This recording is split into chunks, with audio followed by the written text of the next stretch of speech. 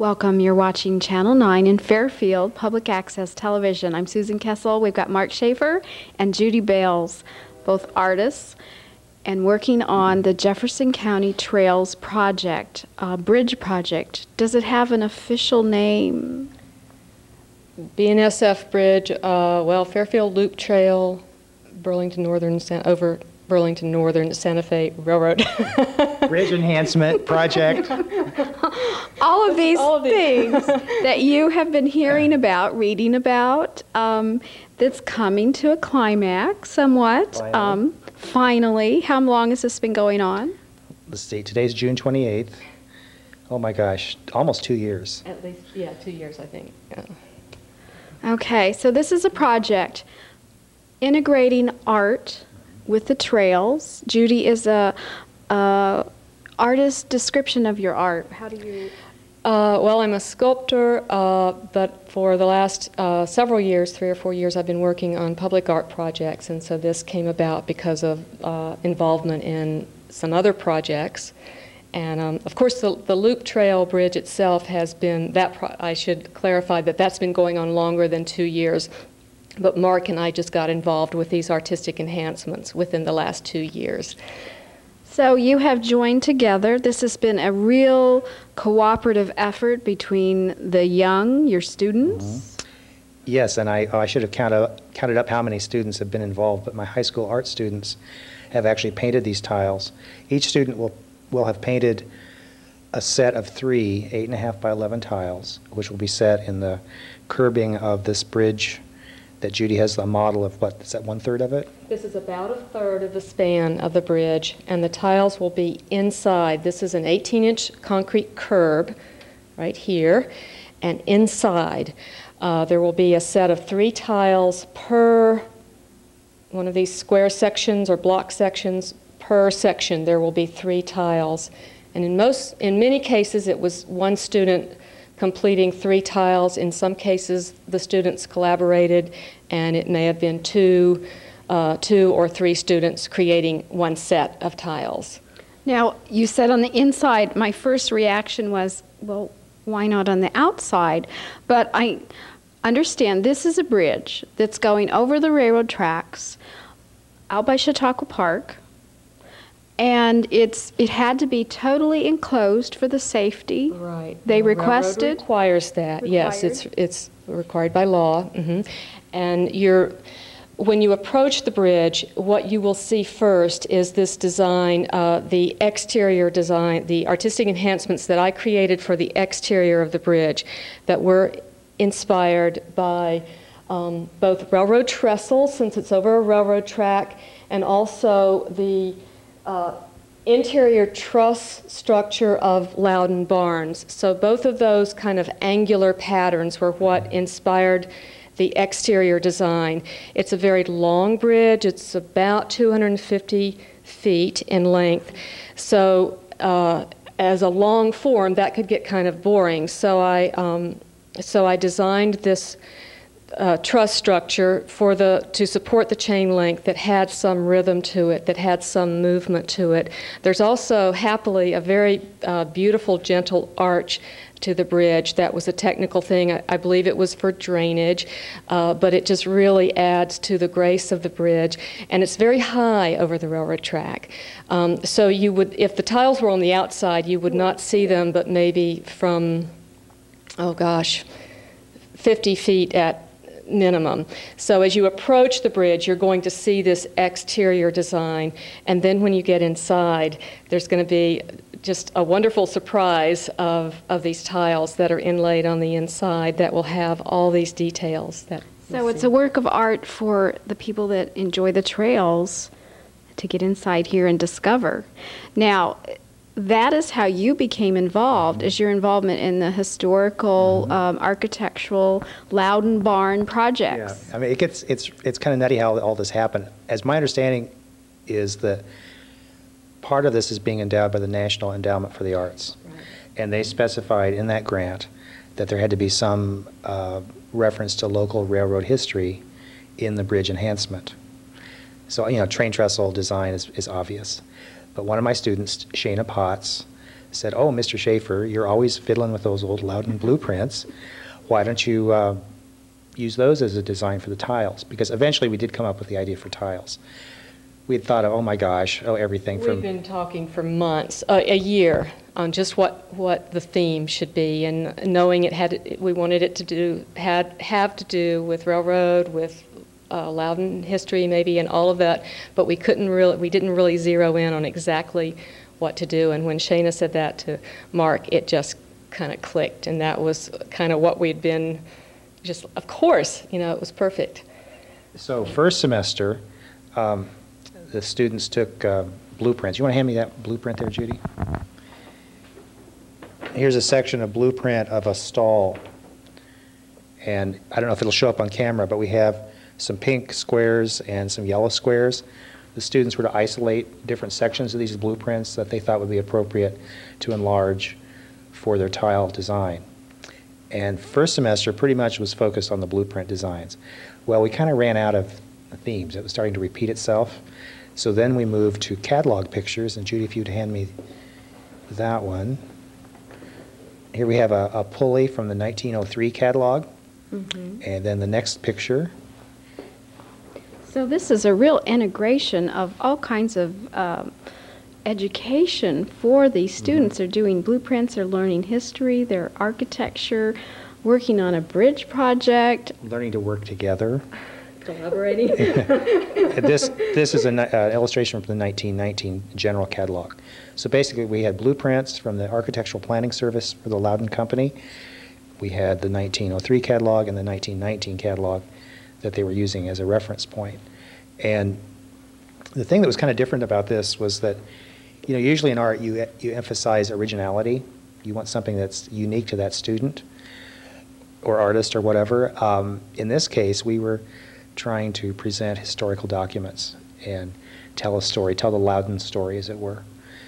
And so I was very concerned that they have fairly precise renditions of these catalog and blueprint images. That's very important for students to learn that technical too. Yeah, and the thing I pointed out to them is that if they were in a graphic design profession, they'd be doing lots of things with clip art and layout, and so they just pick this or picture this as an exercise in taking somebody else's image and presenting it in an interesting way. So there was a lot of that, a lot of technical stuff in terms of the glazing, and we'll talk about that more when we do our little hands-on demonstrations here. I was just going to say, at the same time, I know that the students did a lot of arranging and slight rearranging, maintaining that integrity of what was accurate and yet fitting it into this format of the 3 tiles and relating them all to each other. And so sometimes I know Mark would, have them, or they would, together they'd work out how to change maybe some lettering to place it a little differently or to extend something. So there was definitely a lot of individuality and individual choices and creativity in transferring something that was accurate and yet making it artistic at the same time. And one of my favorite examples of that is how the students would take the style of lettering on a particular blueprint and take that style and do their signature with it. Ooh. So when you're looking at the tiles in place, look for the kids' names. Some kids didn't want to sign them. Some wrote their nickname, some wrote their first name only, some wrote their entire name. But you'll see several examples of where the student has mimicked the lettering style of that individual blueprint draftsman, or maybe the font that was used in the catalog. So we're here talking about, we're at the high school in the art room where a lot of the actual process has been taking place with students. And it's still taking place. Because you were short. I thought I had too many tiles, so second semester I had the kids double up and work on sets of 3 together, when in fact we needed 11 more sets. Have we already said all this? No. On camera? Okay. Off camera, you told me. Okay. So I was very fortunate to have half a dozen or so kids come back for 2 days. I was extremely impressed when I came over last week that Mark had students on their summer vacation and some students who had graduated that were here in the art room, by choice, just working away. And So That's a testament to our Teacher of the Year. I'll throw that plug in there. Thank you. So Mark and Judy, working on this project for the Jefferson County Trails, which is a wonderful, wonderful effort for our community because the arts are so important in our community, and this is just another way to share that cultural talent in a broader vein. And I think because of the national significance of the Loudon Machinery Company, this is really a nice way to showcase their work. I mean, it's a nice, like you say, a nice marriage of the arts and history. It seems like Fairfield is starting to become a Loudon Machinery Company museum. I mean, there's things everywhere, like the barn south of town will be hopefully be a Loudon Interpretive Center, and we've got the bridges now. We've got the little display at the Chamber of Commerce. Regina's Restaurant has a display in their facility at the old Loudon Factory building. I think we've got some real potential here, and this is an example of how to tap into that. It is. So this project's been going on for several years. It's nearing completion, from what I understand. This summer it will be done. I don't know the exact date, but the concrete structure of the bridge is being built right now. The steel support structure is being fabricated right now. The tiles will be in the summer, July or August, probably July and August, because it's to install all of these will not be done overnight. It'll be a little bit of a process there. I think 30 minutes per tile, so there's 160. Are you two actually installing these? No. We'll have a lot of public support for that, and Ron Blair is kind of coordinating. Wonderful Ron is coordinating that, so that will take place with community help. How do you get to this bridge? Do you have to go in Chautauqua Park? Right now, the loop trail is not complete, so hopefully, again, Ron is the person to really speak on this, but I think the plan is that that section of the loop trail will hopefully be completed about the same time that the bridge is actually completed. And you'll be able to get to it from Chautauqua Park. There's that little bridge that is, which side is that? Anyway, the north. Yeah, so the trail, my understanding is this trail will come from, will extend from that little bridge, and then you'll just loop on around to this bridge. And I'm sure behind Walton Lake, or over by Walton Lake. We will have more on that, and I'm sure a grand opening. But we're also getting ready. You're working very hard in these tiles to get them all fired. And at the First Friday's Art Walk in July, which is coming up this week, there's going to be a display at the Iowa State Bank, the downtown bank. Mm-hmm.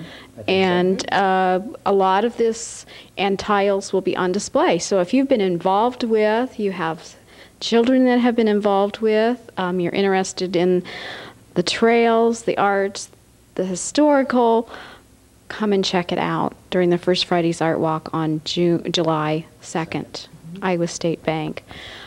But just firing these has been a project too. Yeah. At first we thought we could, I thought I could fire 10 or so here at a time in the high school kiln. I laid them on their backs and stacked them. But in the cooling process, some of them were splitting in half. So that was not good. It turns out that there was enough friction on the back of the tile that as it cooled, it shrank, and it shrank too quickly. Usually I let the kiln cool for 12 hours before I open it, and it really needs more like, 72 hours? Something like that. So we went back to our original plan, which was to take them to Dahlquist Studios in Des Moines, which is the outfit that made the blank tiles for us in the first place, and had them do big bulk firings. So the tiles were actually made specifically for this project too. Yes, they have. Yes, we. I don't know if you'd say commission, but Dahlquist Studios is a very big operation, and they actually have a machine, I guess you'd say, that makes these blank tiles, and he has this special freeze-thaw-proof clay body, which is what he gave us a lot of technical information at the onset of this about just what kind of tiles we needed to have in an outdoor situation. So we purchased these tiles for him, which he made specially for this project. And then, as it happens, we just decided that the easiest way is to have him fire them all, because he has these huge kilns, and he does very, very big public art projects. So now you've been trekking them back and forth to Des Moines. Yeah, whoever's going to Des Moines gets to haul some tiles for us. And they're 11 to a box, and they're pretty... They weigh about 2.5 pounds each, I think. No, they weigh 5 pounds each. I know each box is a little more than I can... Each box, I think, weighs a little over 50 pounds. A box about this big, so... And how many total tiles? 106. 100, now we're, I believe 172. So it's in It 3 keeps sets. changing. Yeah. And I'm not sure now why, but it does. Well, it's interesting how multi-layered this project is, and Ron Blair and I were out at the site the other day when they were actually about to pour these. They're called box outs, which in the curb, when they pour the curb, they have these styrofoam blanks that they put into the curb, and that leaves this rectangular space for us to install the tiles. And so right as they were about to pour that, Ron called me and said he wasn't sure the number was right and all of that. So we went out there, and luckily, because visually we looked at it, we had it worked out on paper, but then when we when we were on the site, we visually looked on the edge of the bridge. Well, how's it going to look when somebody's walking up here? Should we skip a space and start them, or should we let them come all the way to the edge? We just talked about all those things for more than half an hour when the workers were at lunch, and then we knew exactly where they should go. So that's kind of part of this process too, is no matter how much you put it on paper, it seems that, especially for me as a visual and tactile artist, I'm never completely sure until I actually look or actually touch or whatever. I'm at the site, and I really am able to see the whole picture. So things always have the potential of at least changing to a slight degree. Certainly you can't change things dramatically. We had changed our minds on paper several times, because like Judy said, we talked about maybe having blank curbing a little ways into the bridge, and then skipping every other section, and we just weren't sure. Yeah, we talked about a lot of options, yeah.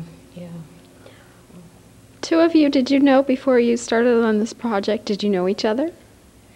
We've known each other for years, but because I was on the board of the Art Association some years ago, and we were both on, but we've never worked together to this extent. So this has been a really nice experience for me to get to know Mark better after knowing him for many years. And solving a lot of problems and seeing how each other works and appreciating each other's talent. The thing that's fascinated me, just in terms of the way we approach the tiles, is that Judy's sculptures are so abstract and so wacky. They're just kind of all over everywhere, all found objects and wrapped rags and painted. Fun. Yeah, just splitter splatter and twisted and turned and like you say, really fun, spontaneous looking things. My work tends to be a lot more tight. But when we did the tiles, Judy was the one that was real meticulous, always dusting them and scraping edges to make sure, masking things. And you were the messy one? And I'm just in there just kind of sloshing the paint on. It was the goofiest turnabout. It was just real interesting. And also, I don't think either of us, when we first started talking about this project, I don't think either of us realized how complex or how multi-layered it would be, or how challenging it would be, both for us and for the students.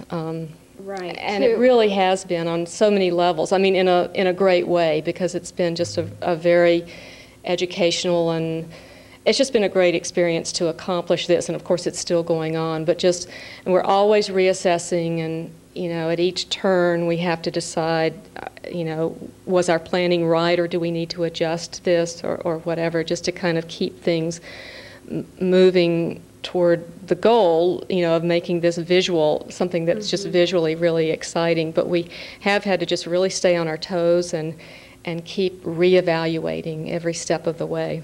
And just logistically, in terms of labeling the tiles, I had to come up with a standard way of labeling. So first semester was sort of, I'm not sure how we quite labeled those, but I know the bottom of each tile, the bottom edge says left with an arrow, center or middle, and then the right one has an arrow pointing right with the word right.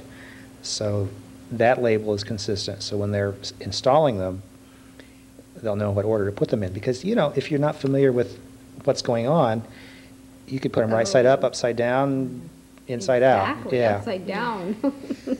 This second semester, I had each student or a set of students pick a title, maybe something that was pulled from the tile itself. So maybe it was, there's one over there I'm looking at that says bird-proof door hanger. So they called that one bird. So bird, bird, bird across the top of each tile. So they're identified Yeah. too. And some of them are goofy, like ozone. I don't know how that happened. And, or sometimes it's their nickname, the student's nickname. So there's really no rhyme or reason to it. But just as a way of additionally identifying them. And one of the big challenges when we install is to, of course, we will want the placement to have a rhythm and to tell the story of Loudon in a logical way. And so that's going to be a really challenging and interesting process to plan where we have these very obvious overall views, you know, maybe next to these finer details or these really tight details, the different style. I mean, even within the huge area of keeping things accurate, there's still all these stylistic differences that the students had. In some cases, it was the terracotta on a white glazed background, and in other cases it was the reverse, the white on the terracotta background. So there's all these visual differences within these many, many accurate depictions that we will have to plan very carefully so that the whole, you know, it will be like a whole exhibition that we're putting together, or you know, it's almost like, yeah, it's almost like choreography, you know. We're curating it in a way. Right. Like you say, we're setting up an exhibit that's going to be in place for some time. In concrete. And stone. That's right. And we will have part of an exhibit for you to see at the First Friday Art Walk on July 2nd at the Iowa State Bank downtown. Tiles will be set up and on display. You'll want to come look and check it out. I do know that the Trails Project is still in need of some money for completing this project. It's been a very big project. It's been supported very nicely, like you said, by a grant from the National Endowment. National Endowment for the Arts, the Fairfield Art Association. Yes.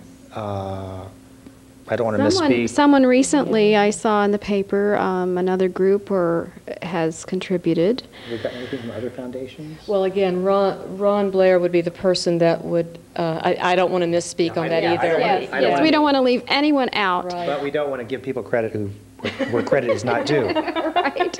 Well, I know that Fairfield Art Association has made 2 contributions because we think this is an important project for our community. And when we have the display downtown, I hope maybe we'll issue a challenge to some other organizations to contribute to the project as well. And it will definitely be enjoyed by all ages of the community. People that like to get out there and exercise and be on the trails on bicycles or walking can enjoy the arts too. The bridge will be a natural place to take a break, take a breather, because the view from the bridge is spectacular. And while they're there taking a break, they'll look around at the tiles, and I guarantee you can hike that trail 50 times and you will see something new every time. These tiles are they're very rich. And, you know, some of them are obviously done by amateurs. Some are more polished than others, but they all are equally charming and give a real personal interpretation of the subject matter. And I don't think I said this earlier. The reason the Loudon theme fits in with railroad history is that the Loudon Machinery Company was the largest shipper of freight on the Rock Island line. So they were a huge customer for the railroad system. So that's how it ties in with railroad history, even though it's not this specific, it's not the BNSF, but it's still railroad, and it's still Fairfield. Very interesting.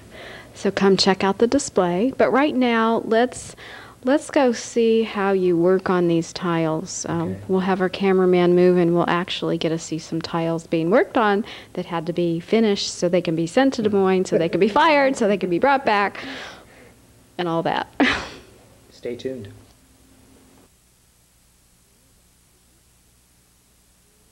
Okay, we are watching as Judy and Mark are working on some final tiles for the Jefferson County Trails Bridge project, the Railroad Enhancement project. Sets of 3. It's just terracotta tile. And they're beveled. They're slightly beveled. Getting the cardboard. They have a cardboard spacer so they don't clank around, but they beveled slightly on the back, and the back is rougher than the front. Which is, as you lay tiles, like the grout or cement or whatever, gets in there and holds. So then you're using, what is this? This is the white glaze, and I just use lids from spray cleaner bottles. Or cans. They're really nice. They don't tip over, and I put plastic over them and hold it with a rubber band. And the nice thing about that, this has been in there all weekend, and it's thickened up a little bit, so that makes my job a lot easier, because it's real important to get enough layers on this. For it to fire correctly, and it's just a 2-color, basically, the tile and then the white. Now, here's this series here is a detail. I don't know if this will show up on camera or not, but here we have a Gothic arched barn, and what I'm doing is a detail that shows the corner of the barn right here, and it comes across, ching, ching, ching, and here are these little circles replicated over here, and they say see the detail, and we actually have some of these particular details on other tiles, and we'll probably try to put these together side by side. And this is a nice example of adapting. As you can see that, first of all, I had to make my lettering bigger than it really was, because it's just so hard to get tiny detail. Some of the kids really got into the scraping. They'd take these dental tools and sculpture tools and actually scrape edges away and get really, really fine lines. But that's, for my money, that's awfully time consuming. But some of the kids really like the scraping. They like that better than actually painting it in. So it's kind of a reverse process. Yeah, it can be. But this is where I added a notation. A lot of the tiles have information about the project. So in this case, I say Shana Potts, class of '04, had the idea of using Loudon blueprints. And hopefully that will suffice to document her part in this.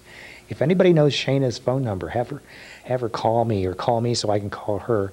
There's still time that she could do a tile. Shana, if you're out there, we're looking for you. Come do a tile. What a nice thing to be able to do this. These kids are, what, 17, 18, 16 years old.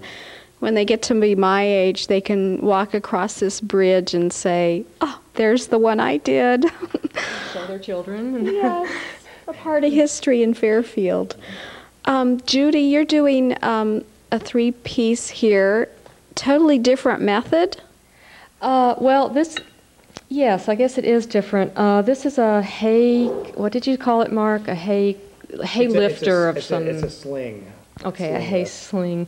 And a hay sling. Very good. Okay. I was attracted to this particular image, I think because I'm a fiber artist and the hay looked very fibrous, and maybe because my name is Bales or something. Anyway, it seemed appropriate.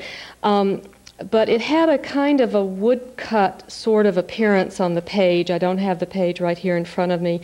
But so what seemed to work was I put masking tape all over, like I have here, and I put it all over this entire, where I wanted the image to be. And then with X-Actos or knives, I just cut out those areas. So it was pretty time consuming. And I would keep cutting them out, and it didn't seem like it was quite enough. It didn't look quite hay-like enough. So I kept putting many, many layers of, I didn't get that one quite enough, kept putting many, many layers of the masking tape over and over again. And then I glazed. See, there's kind of this whole process of just kind of slicing through it and nailing it. And then and so then it would leave. It left the mask, wherever you see the glaze here, there was masking tape left. I'm sorry, where there's terracotta. there was masking tape, and then I glazed the whole thing many, many times. And then I peeled away all of the masking tape.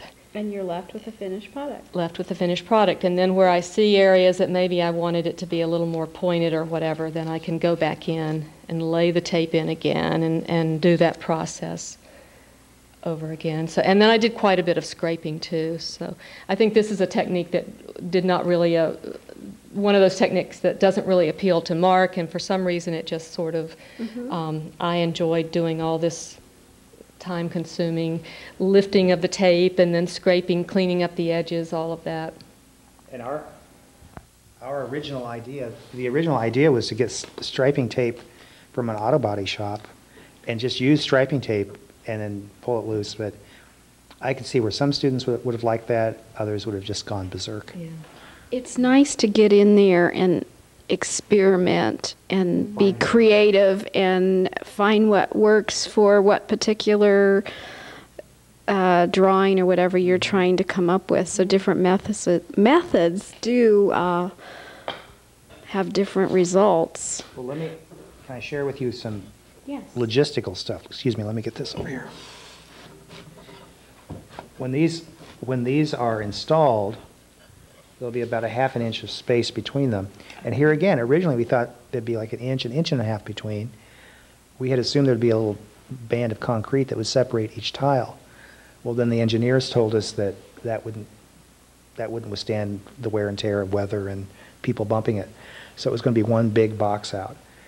So that meant that all the work that we had done as far as planning for that spacing for semester had to be adjusted, and they had to push things together and compress it. But it was still a problem to get kids to, some kids never did get the idea of actually leaving out a strip of their design. That was real, and sometimes it wouldn't make any difference. Like this one, it doesn't really matter because you have that continuous rafter, except where you've got the word insulation. So I had to kind of guess. What letters are missing? Yeah, you've got that funny stylized S. And then I don't know if the camera will pick up on this, but my original word insulation starts here and ends here. Well, what I did, I started doing them backwards. I'd do my N, then the O, then the I, then just however it fit. And I did it lower than originally intended so that I didn't crowd things too much. Over on this tile, I was originally going to have an arrow that said 8 feet 0 inches, and then studs 24 inches, blah, blah, blah. Well, that was just too busy because I had added this other informative caption, mow capacity 1.01 tons, loose hay per foot of barn length. So this was a lot of clutter the original blueprint didn't have, so it was an adjustment. And here again, then I made my signature, so it mimicked the style of lettering. And I also did it on edge like that so that it wasn't quite as apparent. It blended into the text more, and it also kind of tied in with the Shayna Potts inscription. Without my signature there, this looked kind of dead, empty. So right now I'm going over this and putting second and third layers on all of this so that we're assured of a good white. And then I imagine you have to be careful in getting these to Des Moines so you're not scratching them. That's where the cardboard. The cardboard in between, and then separate them and keeping them separate after they're done until they're installed, so that none are broken and you have to replace them. It's anybody's guess which ones we get back in which order. Right, because they just go into the kiln however is easiest for them, and so we don't have, many of what we've already brought back are not in complete sets, and then we have a few more that I'm picking up today, and not from Des Moines, but they've been brought back, and so we don't know, we still won't have complete sets until we have them all back.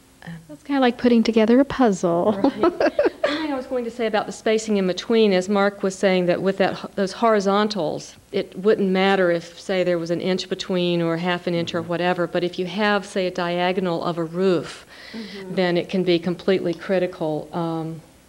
Let's see, there's an example over there. That, so that half-inch space that we have between becomes completely... It'd be like a stair step almost. Right. So Well, why don't we, we'll take a look at some of the others that will be in this bridge project, and also the display at the First Friday's Art Walk this July 2nd at the Iowa State Bank that you can come look at. We're going to look at some tiles here. You've got them laid out on tables. Some of these will be on display for the First Friday Art Walk, but they'll all be installed on the bridge. Yeah, and the first one here, I actually have it coupled with an elbow connector for one of the old stalls. And typical of all the Loudon castings, the name Loudon is right there. And as it turns out, we don't have any of those casting names on the tile itself, in this case anyway, but in some other pictures you'll find it. But this is an example of an unfired tile that has just a little bit of white and a lot of terracotta. Mm-hmm. The one next to it is also unfired, and it's next to two that are fired in its set. And these are illustrations from the 1903 catalog. But it shows the offset hinge that hinges the Mao door. Do you remember who did these? Yes.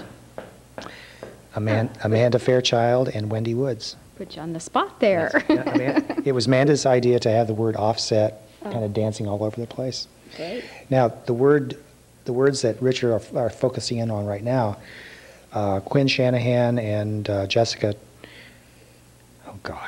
Jessica, I'll think of it in a minute. Anyway, Jessica took the style of the text and then had it say what the tiles are about rather than being literally what the old catalog said. So that says tile design based on Loudon blueprints and illustrations from the 1903 and 1919 general catalog. Jessica Poole Palmer. Okay. And she and Quinn have nice little logos, just personal kind of monograms in those tiles rather than their names. This set of three here is by Lindsay Sievers. The middle tile is one of them that broke, and she moved. Yeah. So we still had her design. I've got all those on file in case something breaks. So we recreated her design. The outside two tiles were in Des Moines being fired, so we kind of had to guess. And I kind of guessed wrong on that upper slash. It should have been a little different than that, but yeah, it's okay. Yeah. They'll be spaced a little there. The next three tiles were done by Richard Quimby and James Jeffrey. That's a picture of the Loudon senior carrier, and I helped paint on that a little bit too. But they had a really cool idea of the rope from the senior carrier unraveling and spelling the name Loudon. Very nice. Very creative effort. It's so charming. The next set of three are by Lark Dunham. And even though they're not really lined up with each other, it shows you what happens when they're not lined up, especially with the curve of the silo there. We did a little experimenting on this one. We colored areas lightly with crayon and created a resist effect wherever there was a concrete footing. So around the circle of the silo and the squares of the barn foundation, they're kind of a pebbled effect from the effects of the crayon. Now this, you've got an actual piece of Loudon equipment here. Mm-hmm. We called that the wiffle tree when I was a kid, but when I was talking to the Living History Ranch person in Montana on the phone one time, they had one of these, and they said a wiffle tree was something else. So it must be a regional term that is used in different ways in different places. But basically it's a single tree meaning the bar of wood that holds the holds the harness onto the wagon. And we've got the single tree, the wiffle tree, illustrated on the left tile and then spilling over into the middle one. And then you see a smaller version of it in that middle tile hooked up to the pulley and strung up here and there and everywhere to the hay fork that's in the background. Very nice. I really find this one interesting artistically because we have the reversal within the three tiles of the white on terracotta background, and then it reverses over to predominantly white background, and then a lot of really interesting textural gradations within. And almost a combination of almost like a three-color there with the lighter. Very nice. Yeah, Very a lot nice. of students did some really, just with those two, with the terracotta and the white glaze, it's amazing how much variation and how much contrast in value they were able to achieve. And that was just sort of a fluke. We didn't know what this would look like. I had all the kids do some sample stuff. We had some tiles that were defective. And so I had the kids take the first 4 letters of their name and do one letter with four coats of glaze, and one with 3, and one with 2, and one with 1, just to see the difference. Well, sometimes it showed a difference, and sometimes it didn't. But you got an idea of how it worked. But these guys did a great job. Who did this one? This is Ian Curran and Sarah Cook. Very impressive. And the one before that was Lark Dunham with the crayon resist. Very impressive. Yeah, they did a good job. Now you got in here, and this is yours. I recognize this. This is wonderful. Thank you. Wonderful. Well, the bottom one here is an actual portrait of William Loudon, and I wanted to introduce a little bit of color because he was the founder of the company. So I used a little bit of burgundy and some little greeny black to accent the face, which is a good deal because if I hadn't used it, the face would have just been a big brown blob. I was going to say, I don't know how you did that just with the terracotta. So when you say you introduced a little color, I can see how you had to have that. Because I tend to paint real thin anyway, and even when I try to paint thick, it's always thin. And if you were to see the original before it was fired, I mean, his face was chalky white, his jacket was white. I was worried that there was too much white, but it all burned out. Wonderful. You know, the thing with public art and with that's very evident from these tiles is you spend all this time on these creations, and then you just have to let go a little bit because it's out of your hands when it gets fired. And for me, it was the same with designing the exterior support structure for the chain link. Once you do it, you do everything you can to make everything just right, but then you're just not sure how. Then you let go, and it's out of your hands, and you know it's going to be very, very permanent, and you just have to trust that it's going to look good. You don't have total control. You don't have total control. And typical of my work, William Loudon's face looks really good up close, but you get far away, and some of the nuances disappear. But the thing on this bridge, you can't get very far away. It's only 10 feet wide, so we're in good shape. Oh, I'm impressed. And they read better. Beautiful. We took them outside, and they really do read well out in the natural light. In the sunlight. Right. Now, the one Richard's scanning right now is, I really like this composition. I took the long banner kind of logo from the top of a catalog page, and it was just too much detail to get the whole thing in, so I took it in parts. And I really like the picture of the horse with the hay carrier lifting hay at the hay mow on the end, and then the cows at the bottom. And I had some students help with this. Gregory Gallagher actually painted the first couple of layers on the cows, and I added some more white, which is a good thing, because they'd be pretty faint otherwise. But he did a really nice job of getting that precise detail. And Lauren Franklin helped me with the William Loudon layout. And I think Ashley Harris helped me, and Bridget Taglar might have as well. You lose track. But this is where the group thing comes into play. Because I had started, which one? Oh, the William Loudon one. In the lower right-hand corner, it says the Bridge Tile Project, FHS Bridge Tile Project. If you look at the middle tile, the word "the" is terracotta, and you go to the next one, it's Loudon Machinery Company. It's white. That's because the right hand didn't know what the left hand was doing. And so we had to... So you can see I did, and the same thing happened with the one above. Letters changed. Like in Loudon Machinery Company, it's white letters on the left tile and brown letters on the right tile. So you kind of have to, I don't know, backpedal and make it work. All these details are so evident to us, but I know from experience that once they're on the bridge, the whole thing becomes such a complete, a totality. It's not, you don't see, or you're not as aware of all these little thing that happened there. Because Lauren did such a great job doing that small lettering on that tile. I didn't have the heart to say anything at first. I thought, we'll just make it work, and it did. So, it's no big deal. It actually probably is more interesting. It does. But the format in that lower right-hand tile is based on the little block in the corner of a blueprint that describes that particular project and that particular structure and who the draftsman was and the catalog number and all that stuff, all that architecture stuff. There's probably a name for that little blurb, but I couldn't tell you what it is. Now we have one other over here that we haven't talked about, and who did this one?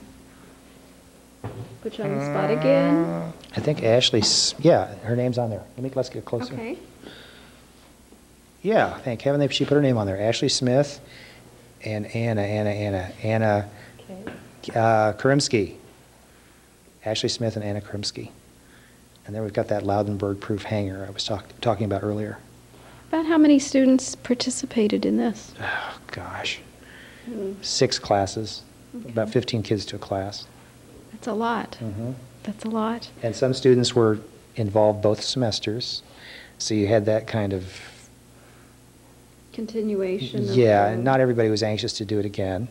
Right. So I tried to, and that's one reason I quit the blueprints and went to the catalogs. And I think the catalogs with the blueprints makes a much richer presentation than if it had just been blueprints. It's nice to have the variety. Yeah. And then we have over here, and once again, we're in the Fairfield High School art room with Mark Schaefer and Judy Bales, and we're talking about the bridge enhancement project for the Jefferson County Trails, Loop Trail. This is a project that's coming to near completion here. The tiles are getting ready to all be fired and installed later this summer. We're going to have an exhibit at the Iowa State Bank downtown for the First Friday Art Walk on July 2nd, 6:30 to 9:30, and we hope that a lot of you will be able to come, especially if you have a student, a son or daughter that have helped work on these tiles so they can show you. And if their particular piece is not in the bank exhibit, it will be on the bridge. Okay. Anything else we need to say about the project? Are you going to be relieved that when it's over, completed? I mean, I was really, one of my big goals this summer was to do artwork. Oh. Well, this was not the artwork I'd envisioned, because I thought this artwork was going to be done. Understand. And I felt funny doing 2 sets of tiles. I felt like kind of a glory hog doing 2 sets of tiles during the school year. Well, now I'm going to have 4 and parts of more than that, but that's okay. And Judy, you'll have, what, 3 sets? 3 sets. And during the school year, I was kind of out of this loop because Mark was doing all of this with his classes, and so I'm just really happy that I'm getting to do some of the tiles too. I think that's important that the two of you have some major contribution to this part of it. And the students have worked very hard, and it'll be wonderful to have all their work there forever. And what a wonderful project for our community, pulling together the art, the historical, the trails, people that like to exercise and be physically fit, all come together for, I hear a train going by. How appropriate for an ending. That's the train that goes under the bridge. Because this bridge project is going over the bridge by Chautauqua Park. So it's exciting. A lot's going on in our community. Thank you both for working on this project so long and so hard. Your dedicated efforts will pay off in a wonderful tribute to the Loudons. And thank you for all your support and from the support from the Art Association. And the community. We hope that the community will support. Like I said, they need a little bit more money for the project, for the Trails project. And it always takes more money. That's just the bottom line. Right, but it'll be worth it in the years to come when we have something so exciting on our trails. So check it out. Check out the display and plan on walking the trails when it opens later this summer. Also, one quick thing to add. Ron and I were talking recently. I don't think there in Iowa that there are examples of other trail bridges that have enhancements and have artistic enhancements. So this is another way for Fairfield to kind of lead in that way, because all over the country more and more artists are becoming involved in all sorts of projects like this, and so it really is a great thing for Fairfield to kind of be leading the way in Iowa for this type of thing. It's just going to enrich the experience of the trail users just immeasurably. Another first of many for Fairfield. Yahoo. Well, and the thing about this, Judy and I were talking about the other day about the gallery experience. There's something basically artificial about going to a gallery. I mean, it's like, it's fun, it's enjoyable to see what's up, but it's temporary. It's not something you can go back to over and over again unless it's like a major institution like the Metropolitan or whatever. But this is real. I mean, this is going to touch people. Not to downplay galleries. No. I mean, they're Right, great, but right. it's It's a whole different it's arena. yeah. And this, Yeah, this is these such a ti- complete experience. yeah, this kind of installation will reach absolutely anybody that walks across that bridge, which I think is really exciting. Yes. So get ready, Fairfield, for another first.